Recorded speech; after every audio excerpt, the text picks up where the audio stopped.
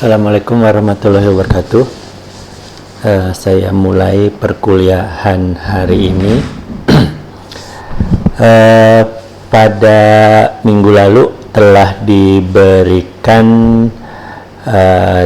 tugas mandiri mengenai pencarian definisi dan pengertian dari karakteristik social network gitu ya.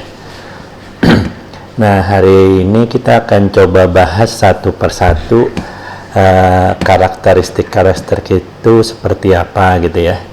Dari definisinya, kemudian kalau misalnya ada rumusnya apa, kemudian fungsinya apa, kemudian ilustrasinya akan seperti apa gitu ya.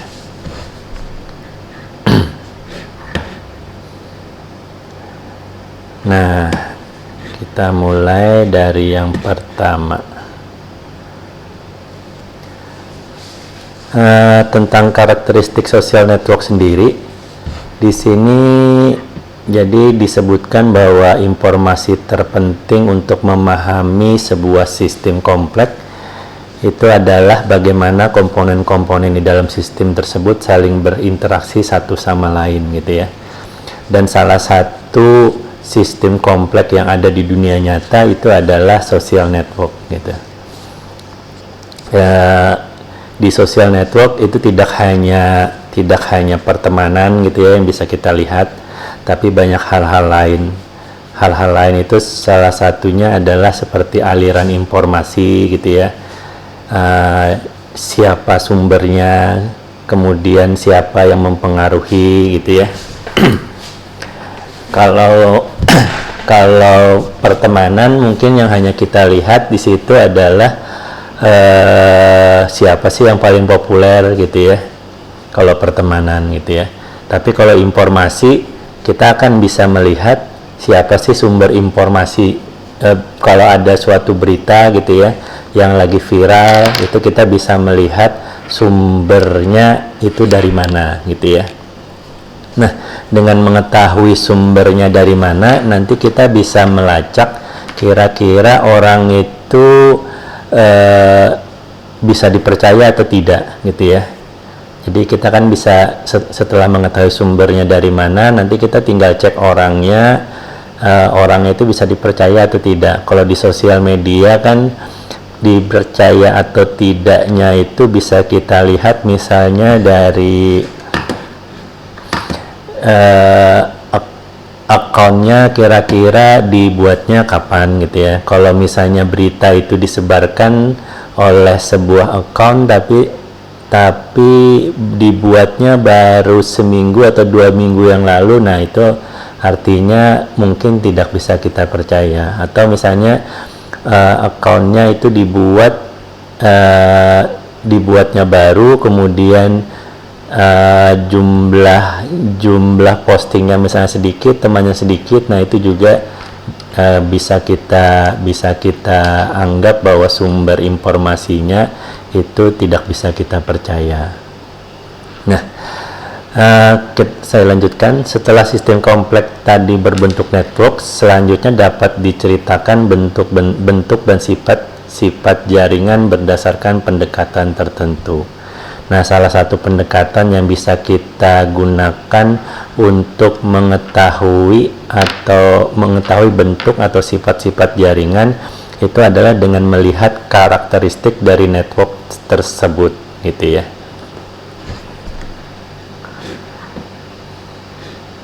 Nah, salah satu karakteristiknya itu adalah network density gitu ya.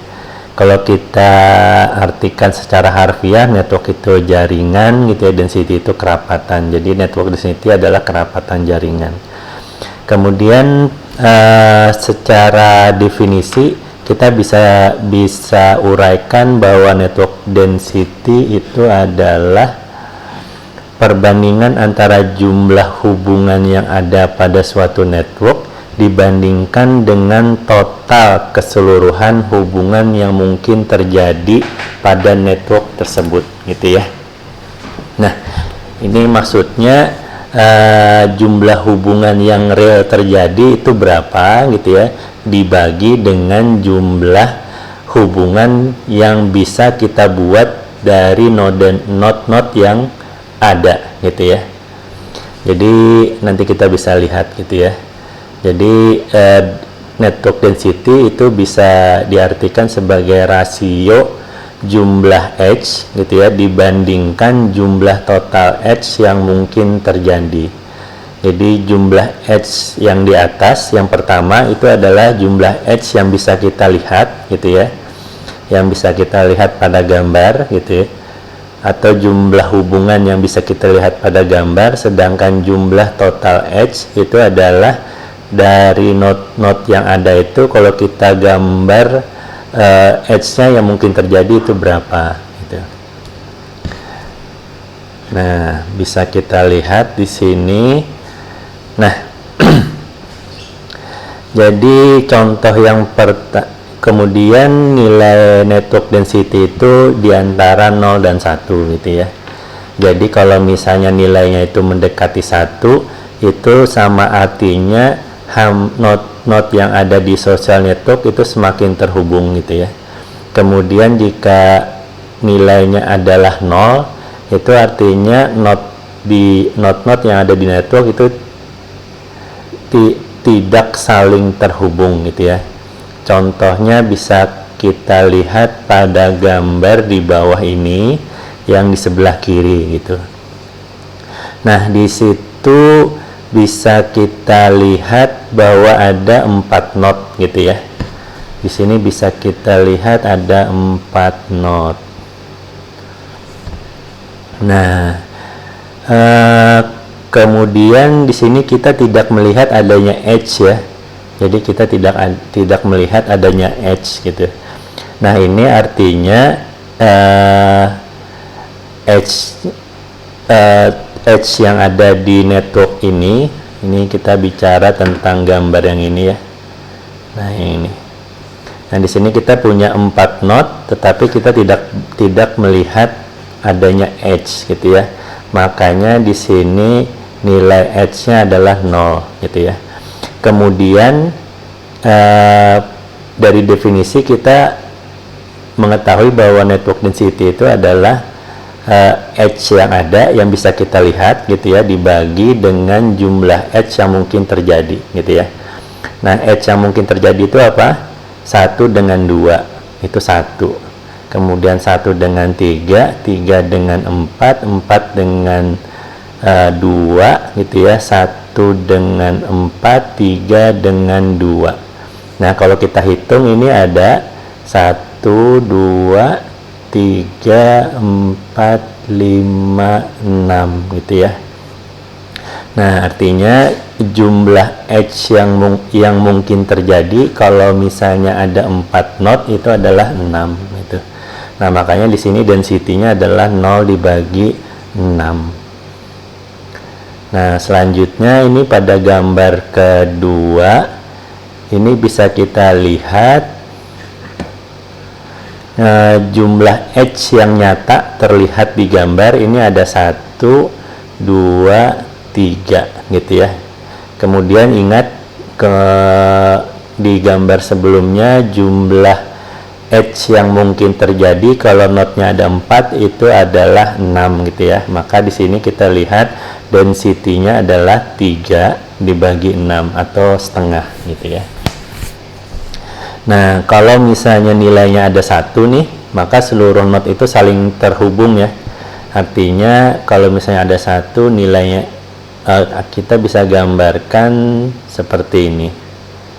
Jadi yang terlihat gitu ya, yang terlihat ada 6 edge gitu ya. Kemudian edge yang mungkin terjadi gitu ya, itu adalah juga 6. Makanya nanti nilai network density-nya adalah 6 gitu ya. Nah, dengan mengetahui informasi ini, maka kita akan mengetahui misalnya kita dapat informasi bahwa network density-nya adalah setengah gitu ya. Jadi kita di otak kita akan bisa menggambarkan kira-kira koneksi antar node-nya akan seperti apa gitu ya. Jadi makin banyak koneksinya itu dianggap sebagai networknya makin rapat gitu. Jadi bukan node-nya saling berdekatan ya, walaupun node-nya misalnya berjauhan tapi ada koneksi atau ada edge antar node-nya, maka itu dianggap sebagai networknya rapat gitu.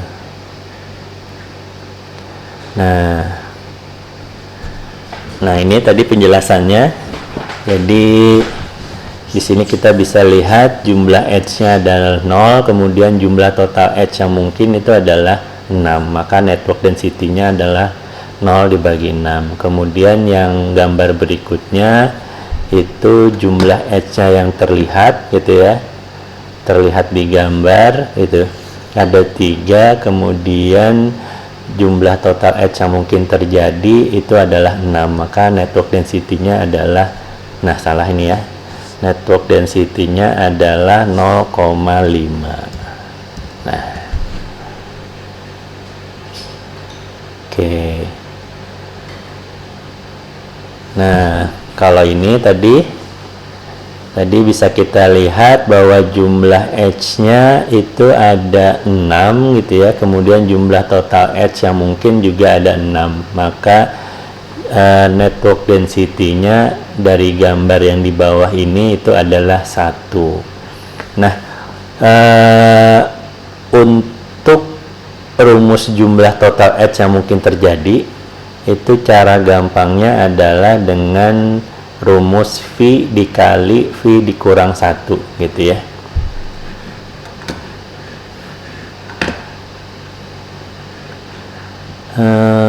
Sebentar.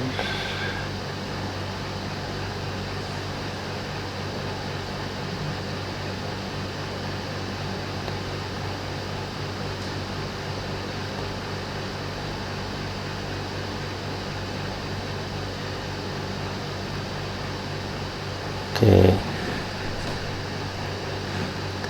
Nah, jadi dari sini kita bisa, dari network density kita bisa menentukan kerapatan dari jaringan gitu ya.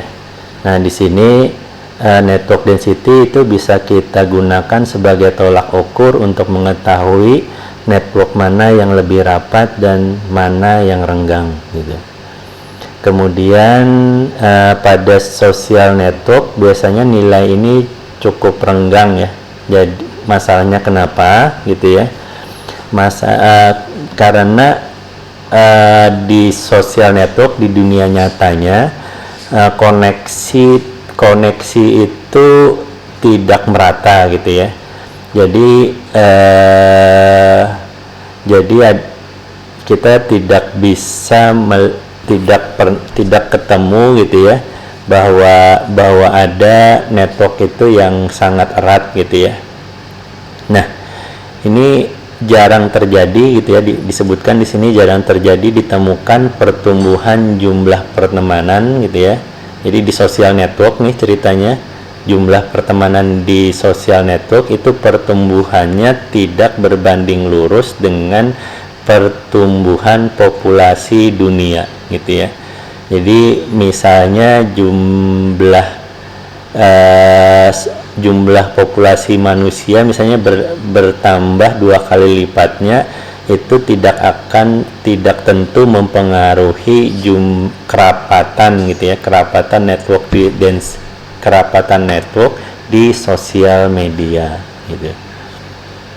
Nah, kemudian itu tadi network density gitu ya. Jadi kita dari network density kita bisa mengetahui kerapatan dari suatu jaringan di social network gitu ya.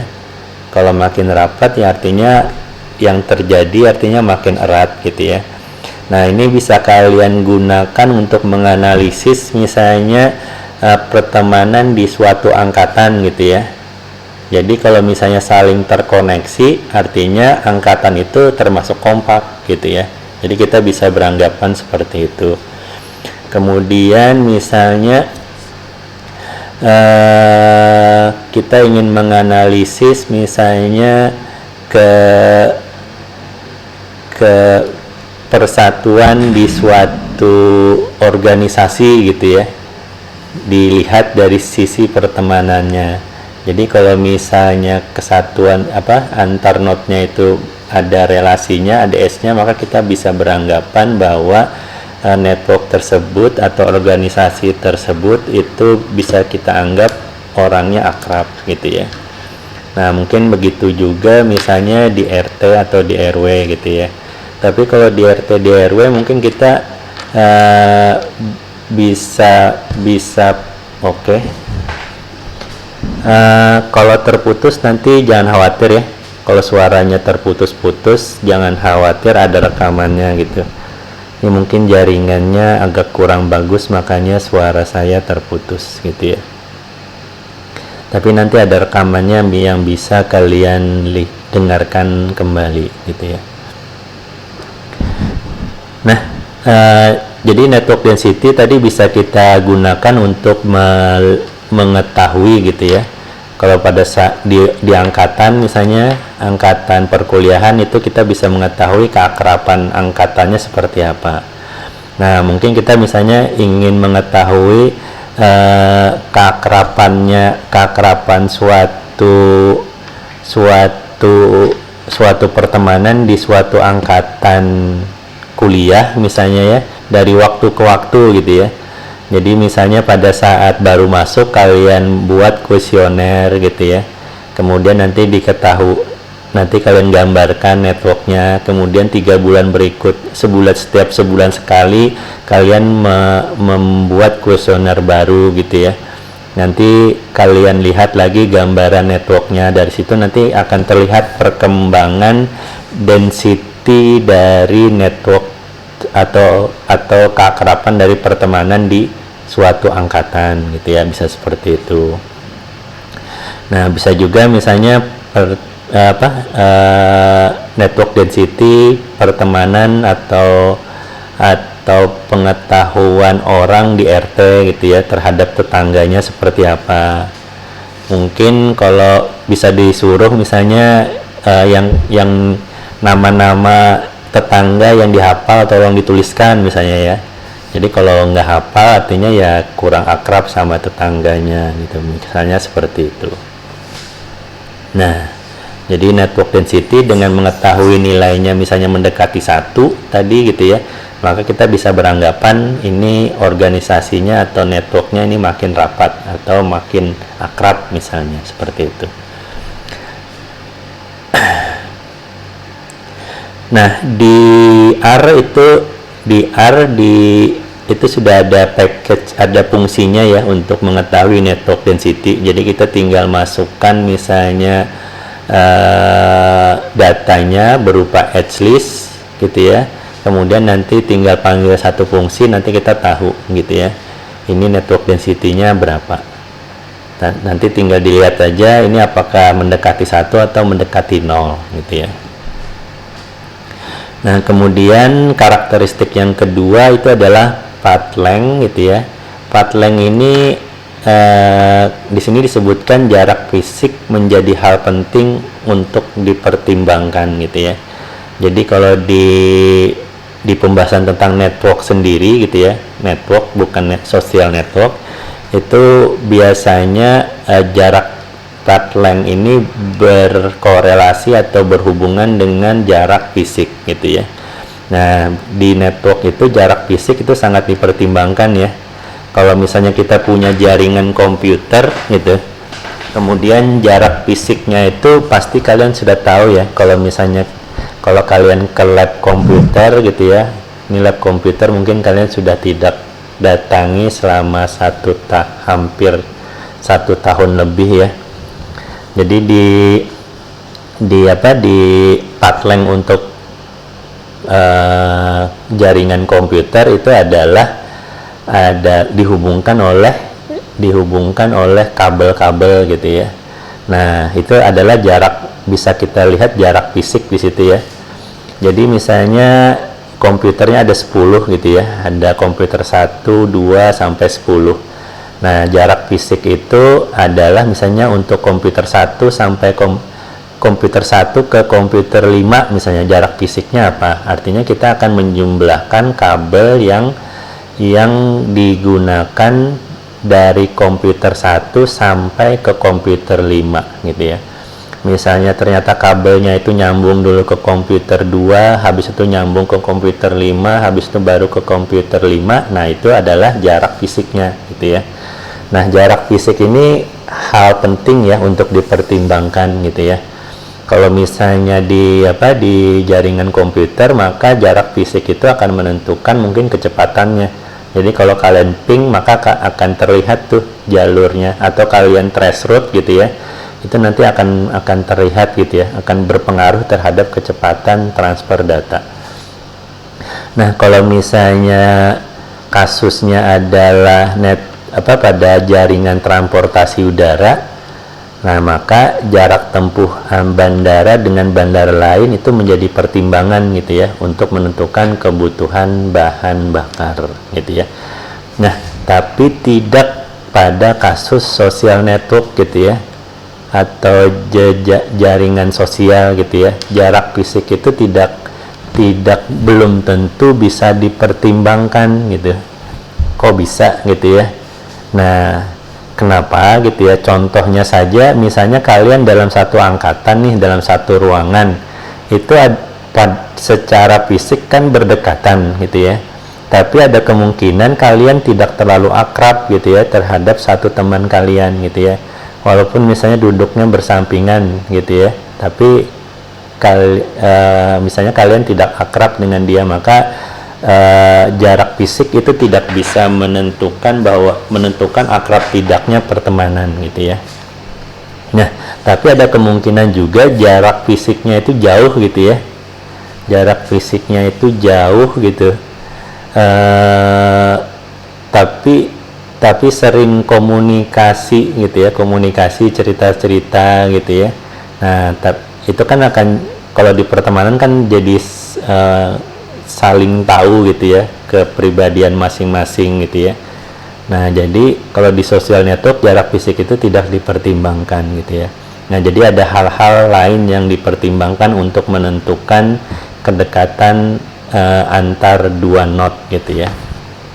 Nah, tapi tetap ya, kalau misalnya ingin menghitung jarak fisik atau path length,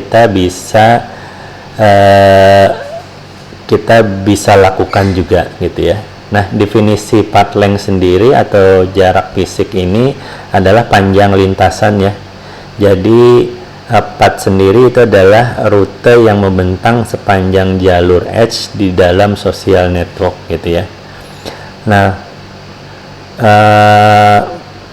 lintasan ini atau path ini didefinisikan secara berbeda dalam network yang memiliki arah dan tanpa arah gitu ya.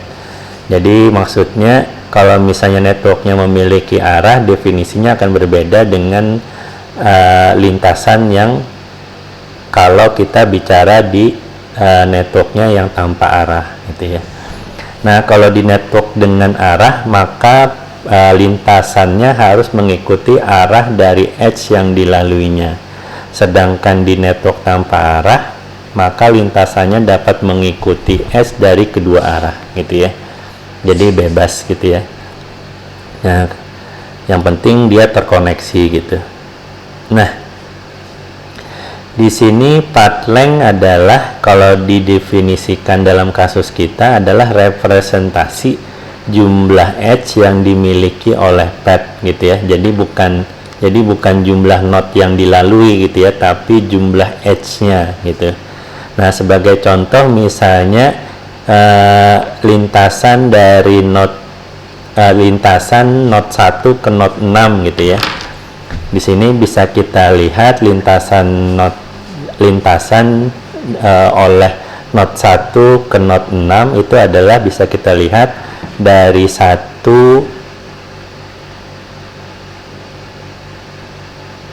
di sini bisa kita lihat dari 1 ke 2 gitu ya, kemudian 2 ke 5 misalnya, kemudian 5 ke 7 gitu ya, kemudian 7 ke 4, baru dari 4 ke 6 gitu ya. Nah, maka kalau misalnya kita jalannya seperti itu, maka path length kita adalah 5 ya. Jadi di sini 1, 2, 3, 4, 5 gitu ya. Jadi yang dihitung adalah edge-nya gitu ya, edge yang dilalui gitu. Jadi bukan knot-nya gitu. Nah, kalau kita lihat di sini untuk dari 1 ke 6 kan bisa berbagai cara gitu ya. Jadi bisa lewat 1 2 5 7 4 6 gitu ya, atau 1 2 5 4 6 gitu, bisa seperti itu. Atau bisa juga ada yang lain nggak kira-kira? Mungkin itu ya, 2 itu. Jadi 1 2 oke. Bisa juga 1 2 4 6 misalnya gitu ya. Kalau misalnya root cara lain gitu ya. Tapi di sini yang kita lihat hubungannya kan cuma 1 2 5 5 7 4 6 gitu. Nah, ini part length ya. Jadi kita menghitung adalah jumlah edge-nya gitu. Nah, kemudian selain part length juga ada istilah shortest path ya.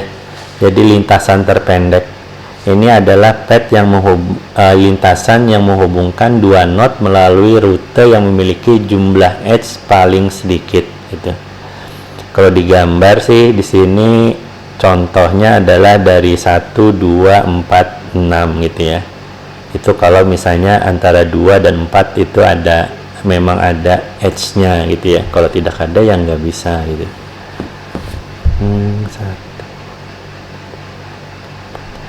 Kalau misalnya gambarnya seperti ini, mestinya dari 1 ke 2, kemudian 2 ke 5, 5 ke 4, kemudian 4 ke 6. Maka ini kita cuma punya path-nya 4 gitu ya. Dibandingkan yang sebelumnya path-nya 5 gitu ya. Karena di sini kita tidak melihat adanya edge gitu ya, jadi kita nggak bisa loncat mestinya gitu. Nah, itu path length gitu ya. Nah, kalau di social network gitu ya, ini dalam kasus pertemanan jarak fisiknya bisa berpengaruh atau bisa tidak gitu ya.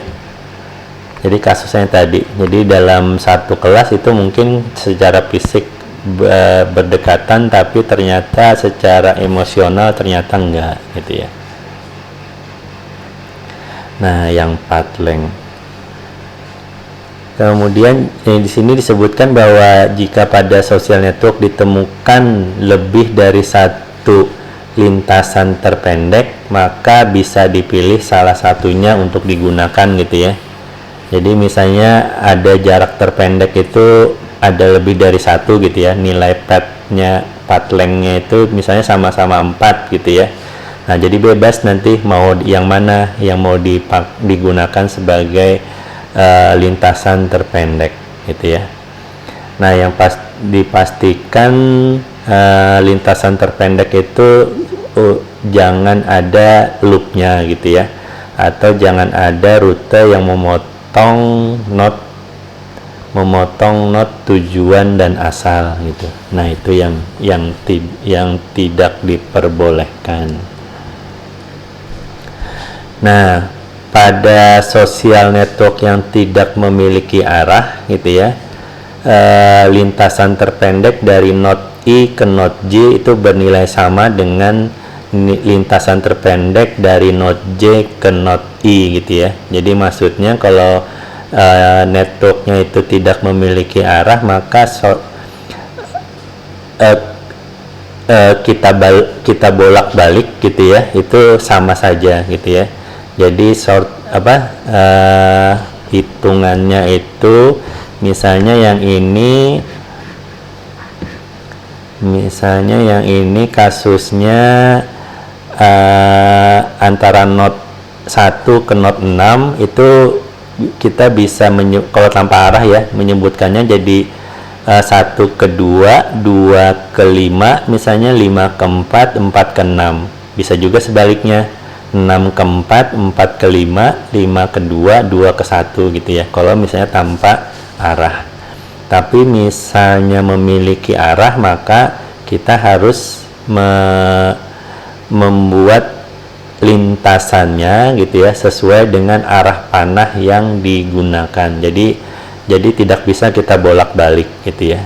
Kecuali memang panahnya bolak-balik gitu ya, baru bisa kita gunakan. Tapi kalau panahnya itu cuma searah, maka kita tidak bisa membuat lintasan yang sama bolak-balik. Nah, ketika network nanti dibentuk oleh jutaan node gitu ya, atau jutaan titik, maka pencarian lintasan terpendek itu akan semakin rumit ya, karena banyak kombinasi gitu ya. Karena banyaknya kombinasi, maka untuk menentukan lintasan terpendek nanti akan cukup memakan waktu gitu ya. Nah ini adalah panjang lintasan gitu ya. Jadi di panjang lintasan tadi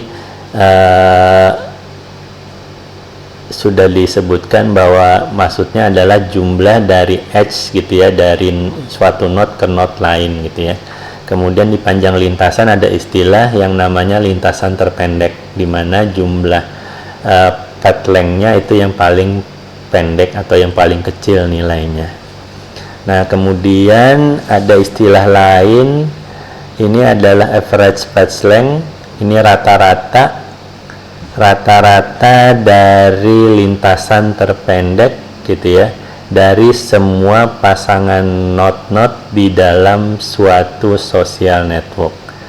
Nah, rumusnya bisa menggunakan seperti yang ada di slide gitu ya. Di sini ada beberapa variabel atau beberapa variabel gitu ya. Yang pertama itu adalah n gitu ya, jumlah node. Kemudian ada D gitu ya, jarak antar node I dengan node J gitu ya, atau ini edge ya, sama dengan edge gitu. Nah, karakteristik yang lain adalah diameter gitu ya, atau dikenal dengan singkatan Dmax gitu ya. Nah, secara definisi diameter itu adalah lintasan terpendek maksimum antara pasangan node-node di dalam suatu social network gitu ya. Nah, tadi disebutkan di dalam sebuah social network itu bisa antar node-nya kan ada lintasan terpendek masing-masing gitu ya. Nah, di antara lintasan terpendek yang ada di antar node tersebut itu nanti ada nilainya yang paling besar gitu ya. Nah, nilai yang paling besar itulah yang akan dijadikan diameter gitu ya. Jadi misalnya dalam suatu lingkaran mungkin node-node-nya itu tersebar gitu ya di dalam dan di sisi-sisi lingkaran ini gitu ya. Nah, jadi nanti ada misalnya node di sini dan node di sini gitu ya. Nah, ini kan yang paling lintasan terpendeknya misalnya ini. Kemudian ada juga node di sini, node di sini, node di sini gitu ya. Ini memang nilainya misalnya lintasan terpendeknya ini gitu ya, tapi ada antara node ini, node yang ini dengan node ini, itu lintasan terpendeknya adalah kalau dibandingkan ini lebih panjang gitu ya. Misalnya dia melewati beberapa edge gitu ya. Nah, ini adalah yang paling panjang. Nah, yang paling panjang inilah yang kita gunakan sebagai diameter dari network tersebut gitu ya.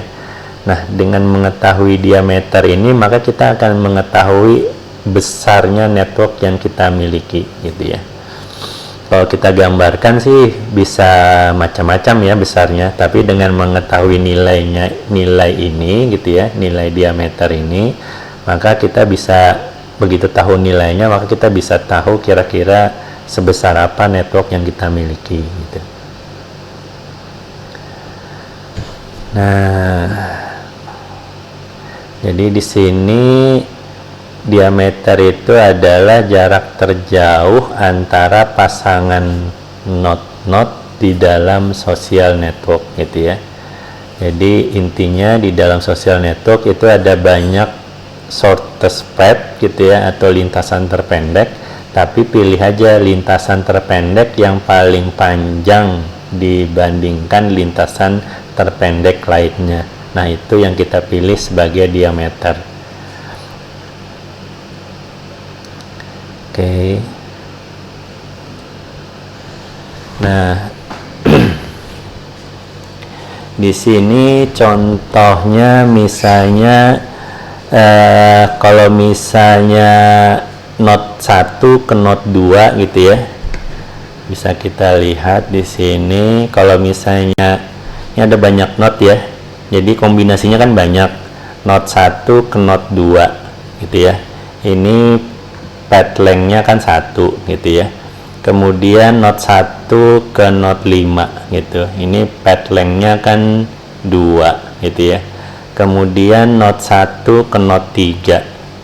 Not 1 ke not 3 ini shortest path-nya gitu ya. Yang paling pendek, lintasan paling pendeknya itu adalah 2 juga gitu ya. Kemudian yang 1 ke 4 gitu. Nah, ini shortest path-nya adalah 1 ke 2, 2 ke 3, 3 ke 4 gitu ya. Ini nilainya adalah 3. Bisa juga shortest path-nya 1 ke 2, 2 ke 5, 5 ke 4 gitu ya. Nilainya juga 3 gitu ya. Nah, ingat pada penjelasan sebelumnya, kalau misalnya ada shortest path gitu ya, lebih dari 1 gitu ya. Kemudian kita tinggal pilih secara acak mau pakai yang mana gitu ya. Nah, jadi di sini shortest path yang paling panjang adalah yang nilainya 3 gitu. Maka ini kita jadikan sebagai diameter. Nah, kalau kita gambarkan ini sebagai lingkaran kan, maka kita bisa lihat dari ujung ini ke ujung ini gitu ya. Ini yang paling panjang, maka kita bisa anggap ini adalah sebagai diameter dari network yang kita miliki. Nah,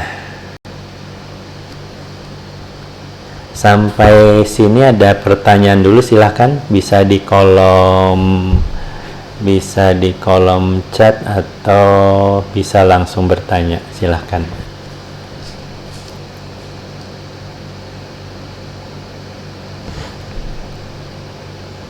Oke, kalau ada pertanyaan nanti bisa langsung tulis di kolom chat ya. Nah, selain network density, kemudian path length, average path length gitu ya, kemudian diameter, yang selanjutnya adalah reciprocity. Ini adalah hubungan antara dua not yang saling timbal balik gitu ya. Dalam kasus nyatanya ini adalah misalnya si A menyebutkan bahwa si B adalah temannya gitu ya. Maka kalau misalnya hubungan timbal balik, harusnya B juga menyatakan bahwa si A adalah temannya. Nah, kalau misalnya ada pernyataan seperti itu, maka hubungannya disebut sebagai resiprokal gitu ya. Nah, pada gambar ini bisa kita lihat not 1 ada hubungan ke not 3, begitu juga not 3 ada hubungan dengan not 1 gitu ya. Karena kita lihat ada panah yang saling tunjuk gitu. Begitu juga not 2 dan not 3 itu ada hubungannya. Nah, tetapi tidak dengan not 4 ke not 3 gitu ya, dan sebaliknya. Not 4 memang menyebutkan bahwa dia menunjuk 3 gitu ya, atau not 4 bilang bahwa dia kenal 3, tapi not 3 ternyata tidak bilang dia kenal not 4 gitu ya. Begitu juga untuk not 2 dan not 4 gitu ya. Di sini kita lihat not 2 itu bilang dia kenal dengan not 4 gitu ya, tapi tidak sebaliknya. Nah, jadi kalau kita lihat di gambar ini, yang ada hubungan saling timbal balik itu adalah antara not 1 dan not 3, kemudian not 2 dengan not 3 gitu ya. Jadi keduanya itu adalah hubungan resiprokal gitu. Nah, di sini nilai reciprocity dari social network bisa ditentukan melalui perbandingan proporsi hubungan yang terjadi secara resiprokal gitu ya, atau timbal balik dengan jumlah hubungan yang ada pada social network tersebut. Nah, nilai diukur melalui jumlah edge resiprokal dibandingkan dengan total jumlah edge dalam social network gitu ya. Nah, jadi nanti bisa dihitung gitu ya jumlah nilai dari reciprocity-nya gitu ya. Nah, dengan mengetahui nilai reciprocity gitu ya, maka kita akan mengetahui gitu ya, ada beberapa hal yang bisa kita ketahui. Nah, jika nilainya ini mendekati 1, maka maka dapat diketahui sebagian besar hubungan dalam network itu merupakan hubungan yang saling timbal balik gitu ya. Dalam kasus network yang ada arahnya gitu ya, kemudian misalnya kasusnya pertemanan gitu, kalau misalnya kita menghitung atau mendapatkan nilai reciprocity mendekati 1, artinya kita bisa menyimpulkan bahwa suatu kelas gitu ya, suatu organisasi yang nilai reciprocity-nya itu mendekati 1, maka kita bisa sebutkan bahwa perhubungan atau pertemanan di organisasi tersebut itu timbal balik gitu ya. Kalau misalnya timbal balik gitu ya, itu bisa kita sebutkan bahwa misalnya keakrabannya bagus gitu ya. Bisa seperti itu.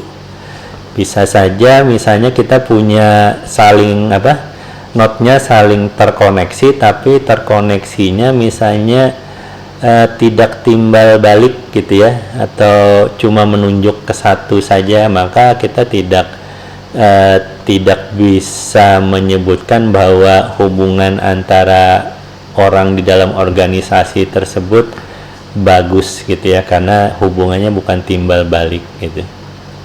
Di situ paling kita cuma bisa melihat bahwa siapa yang populer, siapa yang biasa saja gitu ya. Tapi kita tapi kita akan menyebutkan bahwa hubungan di masing-masing node-nya itu tidak saling timbal balik gitu ya. Nah, di sini disebutkan kalau misalnya mendekati 1, maka social network-nya dianggap memiliki kualitas yang bagus gitu ya, yang lebih bagus gitu ya, dibandingkan yang kurang di bawah 1 gitu. Nah, ini contohnya ya. Di sini cara menghitungnya, di sini kan kita punya 4 node nih, node 1, 2, 3 dan 4. Kemudian ini dihubungkan oleh 5 edge katanya. Kita coba hitung ya, edge-nya ada berapa. Ini 1, 2, 3, 4, 5 gitu ya. Jadi di sini ada 5 edge gitu. Kemudian yang hubungannya timbal balik ini ada 2 ya, ini gitu ya, dan ini gitu.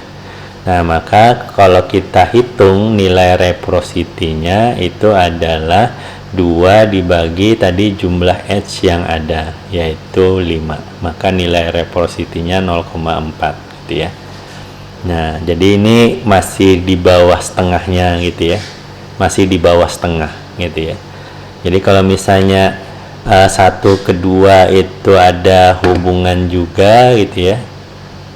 Jadi di sini 2 ke 1 ada hubungan misalnya, kemudian 4 ke 2 ada hubungan juga, kemudian 3 ke 4 ada hubungan gitu ya.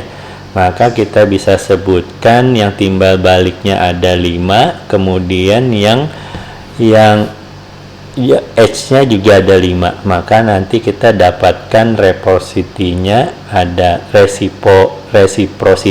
adalah 1 gitu ya. Artinya masing-masing node itu saling ada hubungan timbal balik.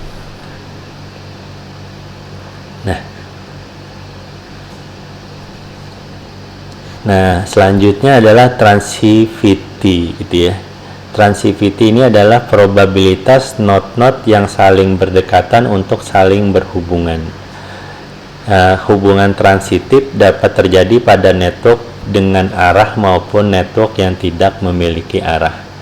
Jadi di sini ilustrasinya adalah kita bisa menyebutkan misalnya teman dari saya. Jadi saya punya teman gitu ya. Teman saya itu adalah teman saya juga. Jadi transivity itu menjelaskan hal tersebut gitu ya.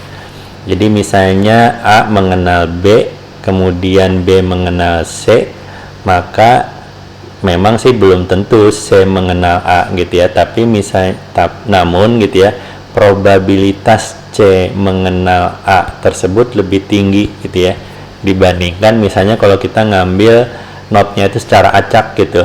Jadi node-nya itu A, B, C, D gitu ya, yang lain gitu ya, misalnya D, E, F gitu ya, kita ambil secara acak dan kita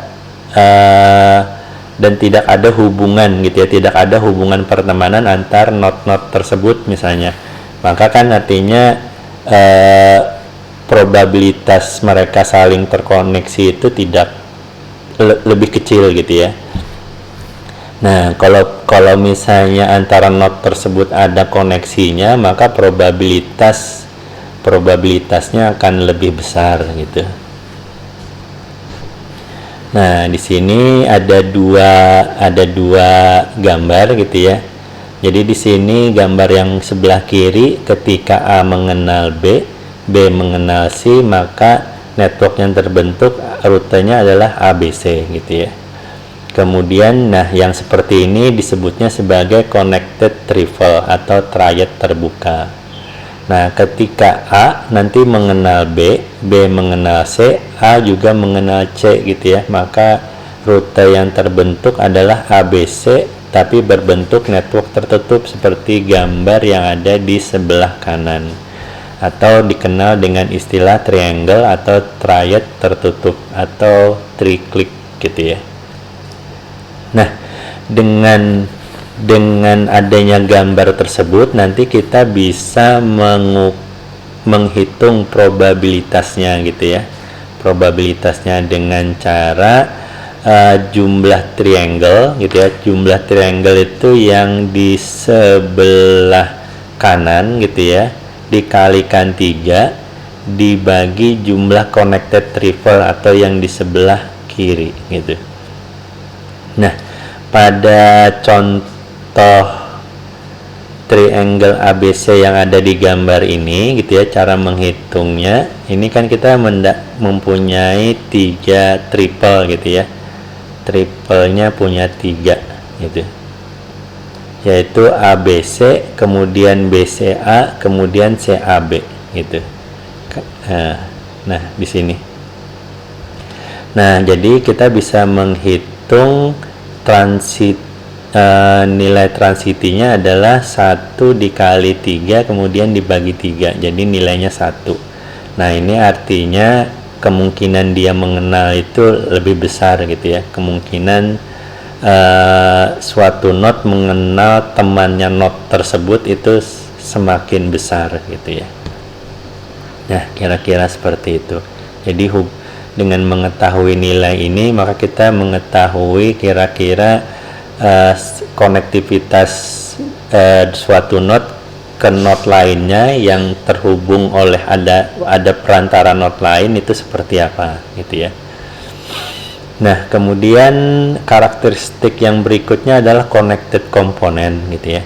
Connected component di struktur social network itu erat kaitannya dengan besarnya ukuran komponen pada network gitu ya. Umumnya terdapat, kalau di social network di dunia nyata, umumnya terdapat komponen besar gitu ya, yang mengisi sebagian besar dari struktur social network yang tidak memiliki arah gitu ya. Contohnya pada gambar ini. Jadi kalau misalnya kita punya menggambarkan data yang kita miliki gitu ya, nanti kita akan bisa melihat ternyata nanti ada satu komponen gitu ya di dalam social network kita yang besar gitu ya. Nah, di sini kita bisa melihat connected komponen yang besarnya itu seperti ini ya, yang di lingkaran biru ini. Nah, jadi biasanya komponen besar ini bisa meliputi 50% sampai 90% dari seluruh anggota network gitu ya. Kalau kita lihat di sini mungkin ini lebih dari 60 atau lebih dari 70% gitu ya.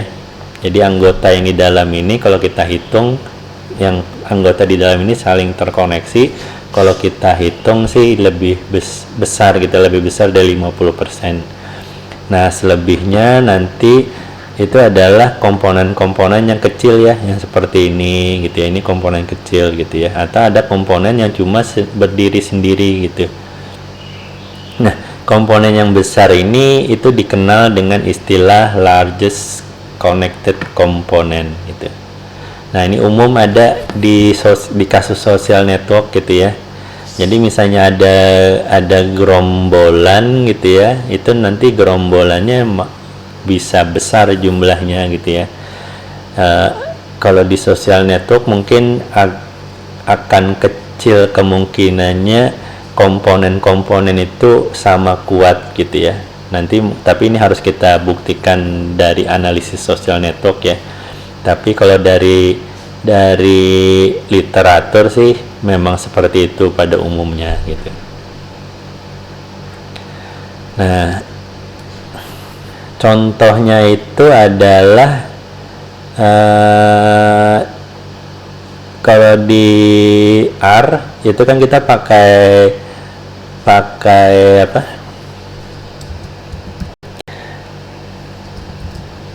Di R itu kita pakai package iGraph gitu ya. Nah, selain package iGraph itu ada package yang lain ya, iGraph data gitu. Nah, di iGraph data itu ada data yang bisa kita gunakan gitu ya untuk latihan gitu.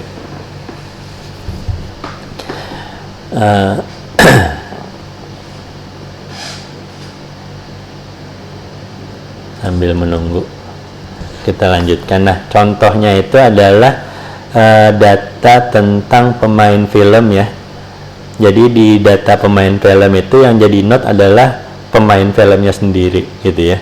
Kemudian edge-nya itu bukan pertemanan kalau di sini gitu ya, tapi edge-nya itu adalah kemunculan dari pasangan pemain film tersebut dalam sebuah film gitu ya.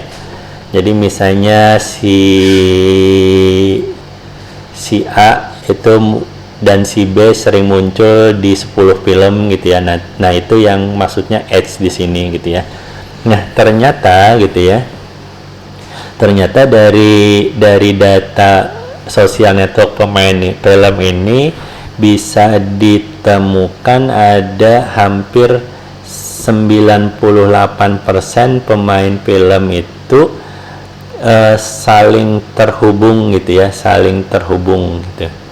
Nah, dalam sebuah connected komponen yang paling besar gitu. Jadi di sini bisa kita lihat largest connected komponennya itu hampir 90% berisi pemain film gitu ya. Jadi sisanya jadi sisa kecil-kecil gitu ya. Sama seperti gambar yang sebelumnya kita lihat di sini gitu ya. Jadi ibaratnya yang 90% itu yang di tengah gitu ya, pemain filmnya, pasangan pemain film yang pernah main bersama, sisanya nanti ada kecil-kecil di samping gitu. Nah, kalau sesuai literatur ini jarang ditemukan lebih dari satu largest connected component pada sebuah social network gitu ya. Jadi untuk kasus social network pemain film ini cuma ada satu largest connected komponennya. Pada kasus-kasus lain yang lain juga akan seperti itu gitu ya. Jadi sangat jarang ditemukan ada dua atau lebih largest connected component pada sebuah social network gitu. Nah, di sini itu kalau kasusnya social networknya tanpa arah ya. Tapi kalau misalnya kasusnya social network dengan arah, maka nanti ada istilah strongly connected component dan weakly connected component gitu ya. Yang strongly connected component itu node-nya saling terhubung satu sama lain dengan memperhatikan edge yang dilalui gitu ya.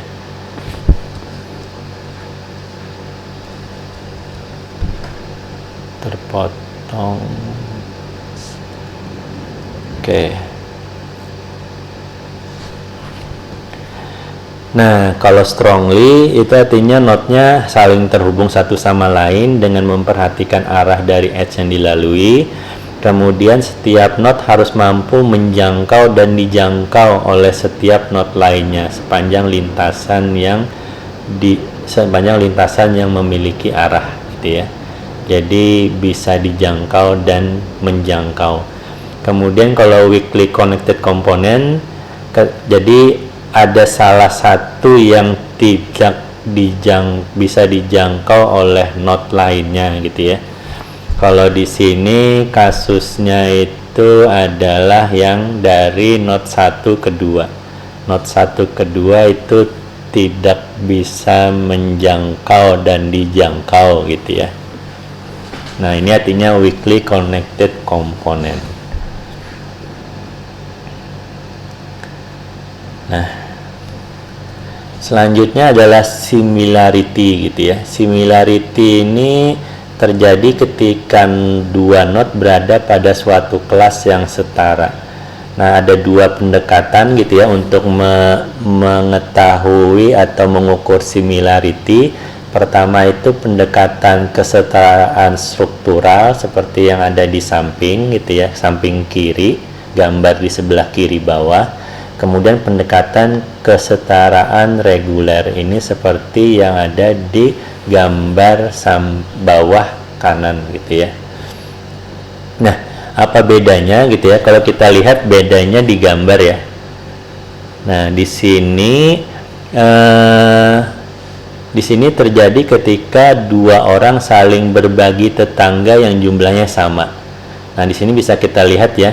Ini tetangganya ada 3 gitu ya. Kita lagi membicarakan si I gitu ya, yang ini I dan si J gitu ya. Nah, di sini si J mempunyai hubungan dengan ini gitu ya. Ada 3 node gitu ya. Yang J juga punya hubungan dengan 3 node dan node-nya itu sama dengan yang mempunyai hubungan dengan si I gitu ya. Jadi node-nya sama. Di sini kita bisa lihat ada 3 node. Jadi I terhubung ke 3 node ini dan J juga terhubung ke 3 node yang sama. Nah, ini disebut dengan kesetaraan struktural gitu ya. Sedangkan kesetaraan regular ini adalah yang bisa kita lihat di samping sebelah kanan ini gitu ya.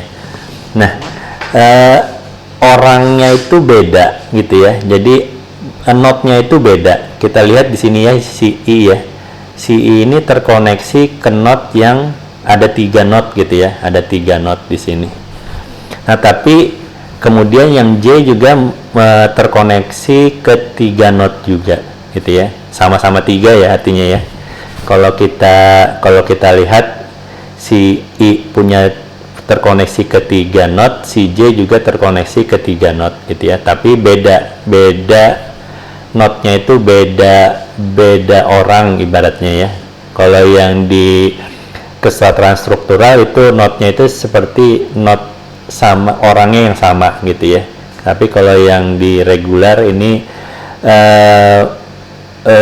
node-nya beda tapi seperti karakteristiknya itu sama gitu ya. Jadi kalau kita punya kalau kita tetanggaan nih gitu ya, saya misalnya sama tetangga saya, kalau saya punya sepeda motor 2, tetangga saya juga punya sepeda motor 2, tapi kan sepeda motor dia itu bukan sepeda motor saya gitu ya. Begitu juga sebaliknya, sepeda motor saya bukan sepeda motor dia gitu ya. Nah itu yang maksudnya yang kesetaraan reguler. Kemudian misalnya saya punya 2 sepeda motor, 1 Honda, 1 Yamaha. Nah tetangga juga punya 2 motor, 1 Honda, 1 Yamaha juga. Nah itu artinya sama kan, tapi bukan itu punya dia gitu ya, sepeda motor tadi punya saya gitu ya. Tapi kalau kesetaraan struktural gitu ya, itu misalnya kalian punya saudara nih, punya adik gitu ya, kemudian di rumah kalian itu punya 2 motor gitu ya. Nah artinya dia bisa memakai motor yang Honda, dia juga bisa memakai motor yang Yamaha gitu ya. Begitu juga kalian gitu ya, sebagai adiknya atau kakaknya, kalian juga bisa memakai motor yang Honda yang sama gitu ya, atau motor yang Yamaha yang sama yang dipakai adik kalian. Nah itu yang struktural gitu ya. Nah kemudian, nah contohnya nih ya, yang reguler nih. Jadi reguler itu 2 mahasiswa ilmu komputer di Universitas A dan B tidak memiliki teman yang sama gitu ya, temannya sama. Namun mereka sama-sama punya teman, masing-masing punya teman yang sebagai dosen, ada juga teman sebagai asisten, ada juga teman dari mahasiswa sendiri, tapi orangnya beda gitu ya, beda-beda gitu. Nah kemudian 2 CEO misalnya, perusahaannya beda, tapi CEO A itu punya CFO, CIO dan karyawan, tapi karyawannya di perusahaan dia masing-masing gitu ya. Jadi secara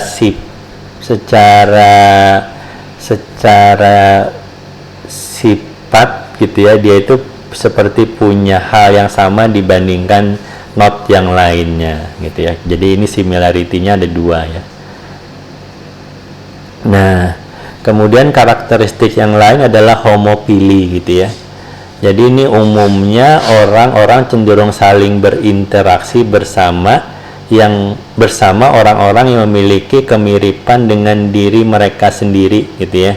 Jadi misalnya kita saling berinteraksi dengan orang yang mempunyai bahasa yang sama dengan kita gitu ya, atau mungkin saling berinteraksi dengan jenis kelamin yang sama gitu ya, kemudian atau dengan usia yang sama gitu ya. Nah jadi kita bisa menganalisis sosial network kita itu berdasarkan hal-hal ini. Jadi bagaimana kita bisa melihat misalnya mereka saling terinteraksi dengan bagus gitu ya. Jadi misalnya kita mau menganalisis gitu ya, kita punya data 2 sosial network gitu ya, kita punya data 2 sosial network. Nah ternyata data sosial network yang pertama kalau kita analisis ternyata tidak terlalu terkoneksi gitu ya, atau kerapatannya, atau misalnya tadi kerapatannya atau koneksi timbal baliknya itu tidak bagus gitu ya. Jadi tidak mendekati satu atau mungkin di bawah 0,5 gitu ya. Kemudian kita punya data yang berikutnya, itu ternyata nilai density-nya dan nilai timbal baliknya tadi mendekati 1, artinya kan networknya bagus nih.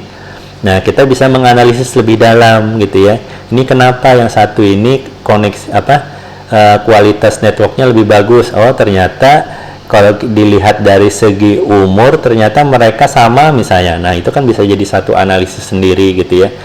Yang kemudian yang kalau misalnya yang satu ini, yang data yang sebelumnya, yang pertama, kenapa misalnya tidak bagus kualitasnya? Oh ternyata umurnya berbeda-beda, bahasanya berbeda-beda. Nah itu bisa jadi salah satu penyebab kenapa networknya itu kualitasnya kurang bagus gitu ya. Jadi karena memang kita itu senengnya gitu ya bergabung atau bersosialisasi dengan orang yang mempunyai sifat yang mirip dengan kita gitu ya.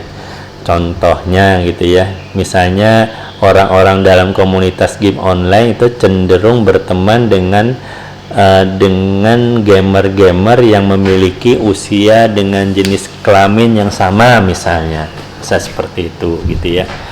Kemudian kalau misalnya komunitas pemrograman itu nanti akan saling terkelompok, misalnya di kelas itu berantem kok koneksinya kurang bagus gitu ya antara programmer di suatu kelas, ternyata bahasa pemrograman mereka ternyata beda-beda ternyata gitu ya. Jadi di dalam itu mau proyekan bersama jarang bisa dilakukan karena bahasa pemrogramannya beda gitu ya, atau misalnya mau ngobrol juga jarang gitu ya. Makanya karena perbedaan itu ada kemungkinan kualitas networknya akan tidak sebagus yang kalau misalnya node-node itu saling terkoneksi dengan ada satu kemiripan gitu ya, bisa kemiripan usia dan lain-lain. Nah, ini yang homopili. Kemudian ada istilah degree distribution gitu ya. Nah, sebelum membahas tentang degree distribution, kita membahas tentang degree dulu gitu ya. Degree itu adalah jumlah tetangga atau edge yang terhubung langsung dengan suatu node gitu ya. Jadi semakin tinggi suatu node itu menunjukkan bahwa node tersebut terhubung ke banyak node lain gitu ya. Nah, degree ini bisa kita gunakan untuk mengetahui popularitas ya. Jadi kalau ada node-nya itu terhubung ke banyak node lain, itu kita bisa anggap bahwa node tersebut populer gitu ya. Nah, distribusi nilai degree ini atau degree distribution dari masing-masing node gitu ya. Jadi gini ceritanya. Jadi misalnya kita di data social network kita itu ada 10 node gitu ya, atau 10 titik gitu ya. Nah, nanti kita hitung degree untuk masing-masing node tersebut atau titik tersebut gitu ya. Nah, nanti distribusinya seperti apa gitu ya. Kalian kan sudah belajar di statistik gitu ya tentang distribusi gitu ya. Jadi ada distribusi nilai ujian kah misalnya. Nah, yang di sini kita distribusinya adalah nilai dari degree gitu ya, atau jumlah tetangga dari suatu node gitu ya. Jadi ini suatu node.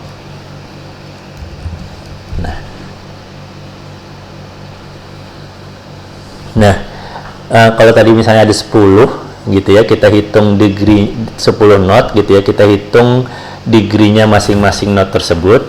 Nah, itu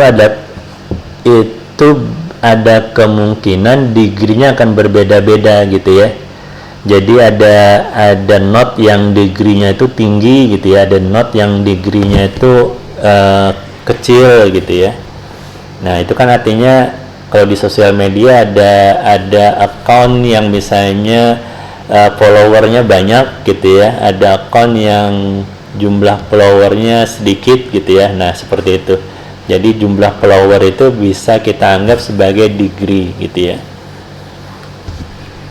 Nah, jadi kalau misalnya kita lihat nilai degree dari setiap akun itu pasti tidak merata gitu ya. Nilainya itu ada yang besar banget, ada yang sedikit banget, ada yang sedang gitu ya. Jadi nilainya itu nggak merata gitu ya. Jadi itulah yang bisa kita jadikan untuk menghitung atau untuk mengetahui degree distribution atau distribusi nilai degree. Salah. Nah, kalau misalnya networknya sederhana gitu ya, yang kayak 4, misalnya node-nya ada 4 gitu ya. Nah, mungkin itu ada kemungkinan node-nya akan memiliki nilai degree yang mirip gitu ya, atau yang sama gitu ya. Tapi tidak di dunia nyata gitu ya. Di dunia nyata node itu memiliki nilai degree yang sangat berbeda gitu ya. Jadi sebagian kecil node itu ada memiliki degree yang tinggi gitu ya, yang populer itu kan orangnya sedikit aja gitu ya. Kemudian ada sebagian besar node yang memiliki degree yang relatif kecil. Nah, kalau ini dilihat distribusinya, maka kita bisa melihat nanti ya bagaimana ketimpangan yang terjadi dengan melihat nilai dari degree tersebut gitu ya. Nah, kemudian ada istilah power law gitu ya. Jadi di sini maksudnya adalah distribusi hubungan fungsional antara dua nilai, di mana perubahan dalam satu nilai menghasilkan perubahan relatif pada nilai lainnya. Nah, umumnya social network ini memiliki degree distribution yang berbentuk power law gitu ya. Jadi hanya sedikit node yang memiliki degree yang tinggi, sedangkan mayoritas node memiliki degree rendah gitu ya. Nah, dengan mengetahui ini, degree ini, maka kita bisa menunjukkan tingkat popularitas seseorang. Kemudian dengan mengetahui distribusinya gitu ya, maka kita akan mengetahui kira-kira apakah popularitas seseorang itu merata enggak. Tapi pasti enggak gitu ya, tapi pasti tidak gitu ya. Makanya umumnya distribusi yang dipakai itu adalah power law dan scale free distribution gitu. Ya, nanti ya gambarnya pun akan berbeda ya kalau kita menggambar dengan power law dan scale free distribution gitu ya. Gambarnya itu adalah sesuatu yang sering kita buat sebelumnya di contoh-contoh di hand-on lab gitu ya. Karena sangat jarang kita menemukan distribusi degree yang merata gitu. Kemudian clustering coefficient. Jadi tadi degree tadi tidak memberikan informasi tentang hubungan antar tetangga dari suatu node gitu ya. Jadi degree itu tidak menceritakan apakah tetangga saling terhubung gitu ya. Degree itu hanya menceritakan popularitas suatu node saja gitu ya. Jadi degree juga tidak menceritakan apakah tetangga terisolasi satu sama lain gitu ya. Nah, untuk menceritakan itu kita menggunakan dengan nama clustering coefficient, menunjukkan sejauh mana node-node cenderung membentuk kelompok. Jadi kemunculan kelompok pada sebagian besar social network ditandai dengan adanya hubungan relatif padat di antara beberapa node-node anggota. Ini yang kita bahas pada tadi yang largest connected component gitu ya. Ini maksudnya. Nah, untuk mengetahui informasi tentang apakah tetangga saling terhubung atau ada tetangga yang terisolasi gitu ya, maka kita menggunakan clustering coefficient dengan rumus seperti yang bisa kita lihat di sini. Di sini untuk mendapatkan clustering coefficient dari sebuah node gitu ya. Jadi kan itu ada CI ya, I-nya itu untuk merujuk ke node sebuah node I gitu ya. Jadi nilai ini untuk menentukan kepadatan, mengukur kepadatan H di antara tetangga-tetangga dari node I gitu ya, dengan derajat KI gitu ya, dengan jumlah hubungan antara tetangga LI. Nah, itu. Jadi jumlah hubungan antara tetangganya nanti sebagai nilai LI, kemudian derajatnya nanti kita isikan di sana gitu ya. Nah, kemudian kalau sudah dapat itu nanti nilai clustering coefficient ini antara 0 sampai 1. Jika bernilai 0, maka kita bisa beranggapan bahwa tidak satu pun dari tetangga node I saling terhubung gitu ya. Jadi kalau nilainya 0. Tapi kalau nilainya 1, maka seluruh tetangga node I itu saling terhubung. Tapi ingat, ini rumus ini hanya untuk satu node saja. Nah, kalau misalnya kita ingin menghitung clustering coefficient untuk seluruh node yang ada di social network kita, maka kita bisa menggunakan rata-ratanya gitu ya.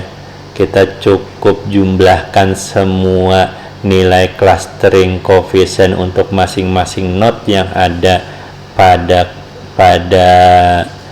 social network kita, kemudian dibagi dengan jumlah node-nya gitu ya, maka kita akan lihat rata-ratanya. Nah, kalau nilai rata-ratanya nanti masih mengikuti aturan antara 0 dengan 1 gitu ya. Kalau misalnya nilai rata-ratanya mendekati 1, maka kita bisa beranggapan ternyata tetangga dari suatu node, masing-masing node yang ada itu saling terkoneksi gitu ya. Jadi kita bisa mengetahui itu gitu ya. Jadi di sini clustering coefficient juga kita bisa mengetahui kualitas dari social network yang kita miliki. Nah, sekian penjelasan dari saya mengenai tugas yang saya berikan pada minggu lalu. Silahkan kalau ada pertanyaan.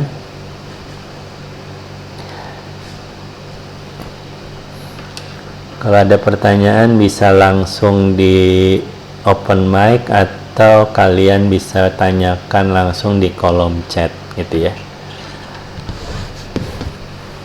Nah, dengan karakteristik ini kita bisa melihat bagaimana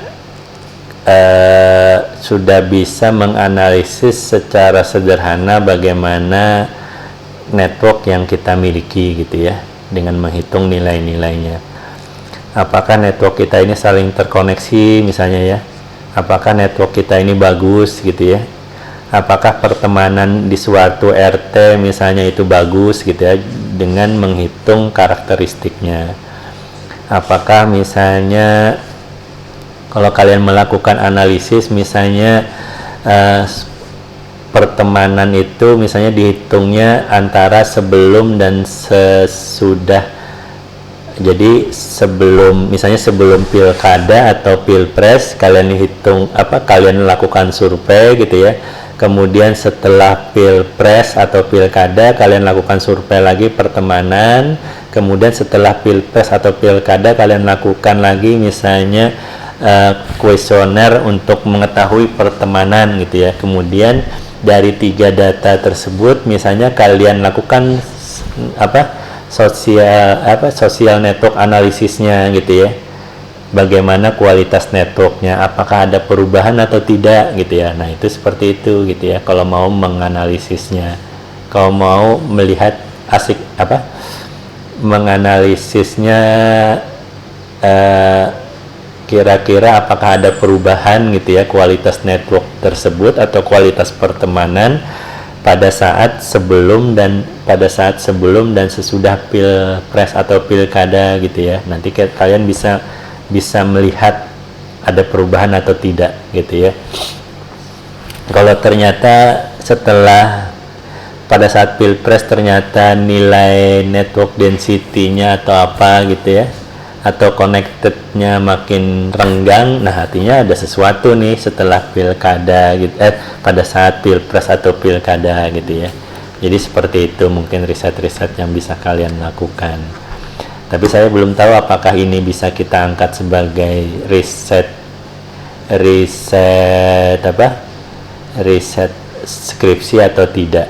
Tapi kalau misalnya riset untuk menganalisis apa yang terjadi di dunia sosial gitu ya, ini bisa gitu ya. Nah, ini kalau kita menggunakan karakteristik gitu ya. Nah, nanti kan ada hal-hal lain yang kalian pelajari gitu ya. Setelah belajar karakteristik, kalian juga akan belajar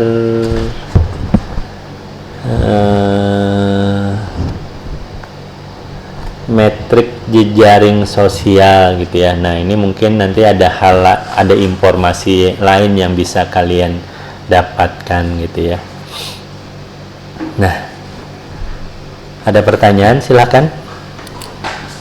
Tapi memang riset seperti ini perlu waktu gitu ya. Waktunya bukan waktu menganalisis, tapi waktu untuk mendapatkan datanya gitu ya. Kalau kasusnya seperti tadi, artinya kalian harus melakukan pengambilan data sebanyak 3 kali. Jadi sebelum pilpres atau pilkada, saat pilpres atau pilkada gitu ya, kemudian setelah pilpres atau setelah pilkada gitu ya. Nah itu kalian harus ngambil datanya, setelah itu baru dianalisa dengan karakteristik yang ada. Ceritanya juga dengan karakteristik, paling tadi kita bisa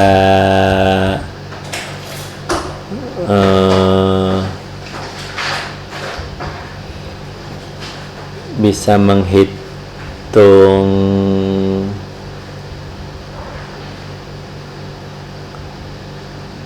reciprocity gitu ya, atau density gitu.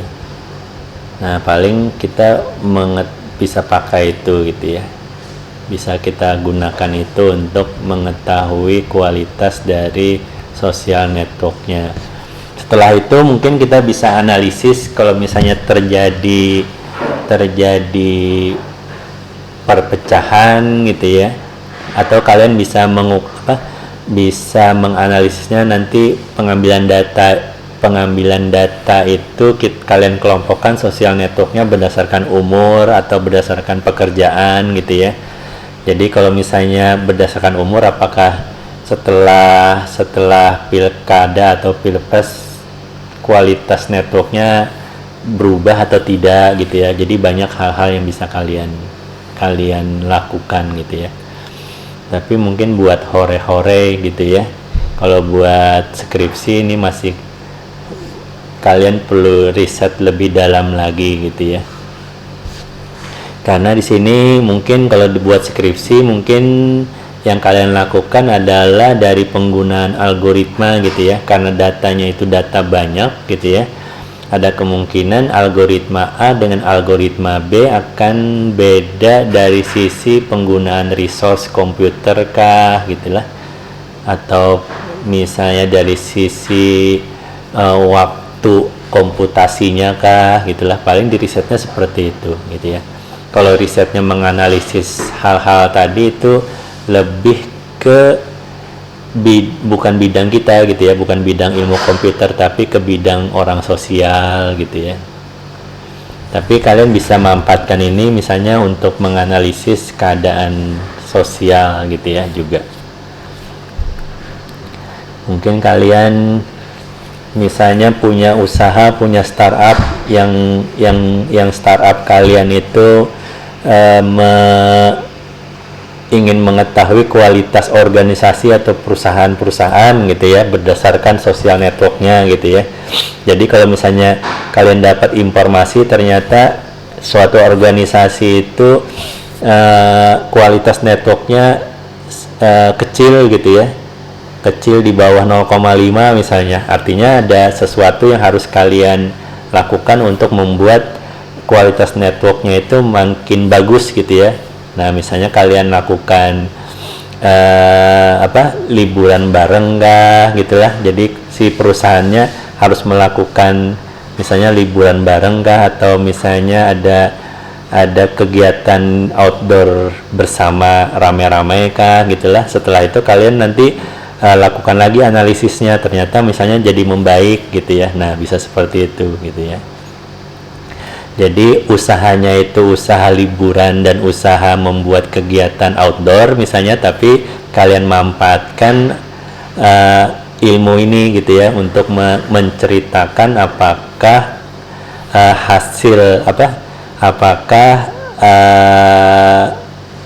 event yang kalian lakukan itu berpengaruh terhadap kualitas network di organisasi tersebut gitu ya. Nah mungkin seperti itu gitu. Ada pertanyaan? Silahkan.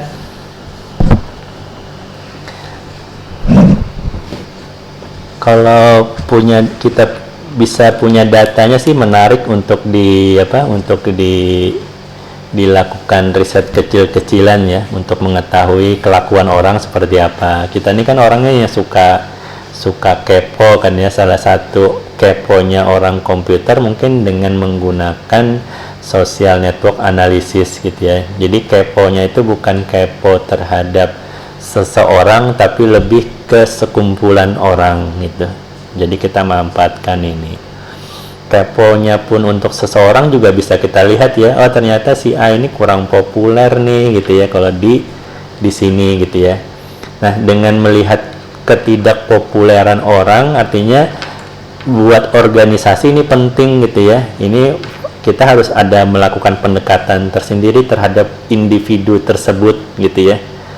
Mungkin kita diajak lebih dilibatkan dalam suatu kegiatan organisasi kah gitulah, atau diajak dalam kegiatan kepanitiaan kah, dipaksa gitulah, agar dia connected note-nya terhadap terhadap dia itu makin banyak gitu. Nah, jadi memang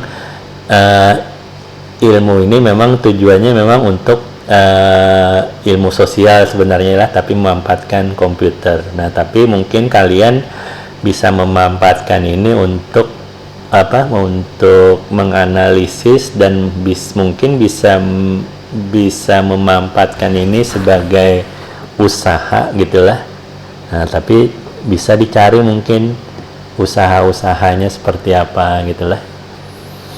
Ini angkatan 2018 lah. Kalau misalnya mungkin ada ide-ide PKM tapi memanfaatkan ini mungkin bisa gitu. Silakan, ada pertanyaan?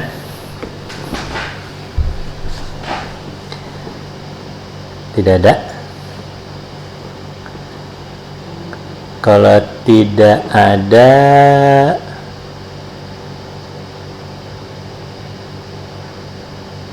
maka saya akhiri perkuliahan hari inilah. Nanti perkuliahan selanjutnya akan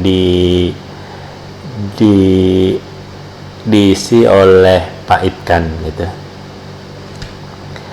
Nah, tapi kalau misalnya kalian ada pertanyaan nanti bisa langsung kontak via WA gitulah, kalau mau diskusi gitulah. Kalau misalnya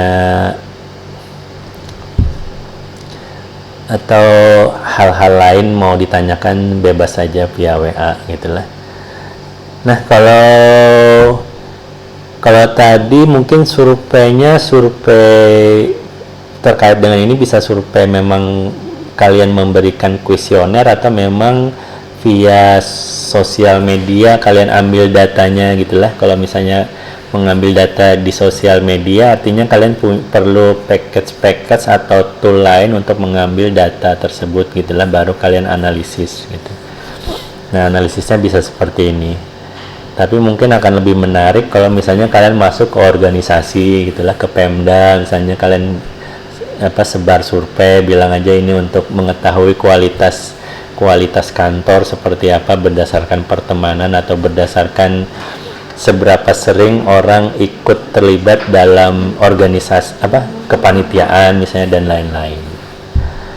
Oke, saya akhiri perkuliahan ini. Assalamualaikum warahmatullahi wabarakatuh.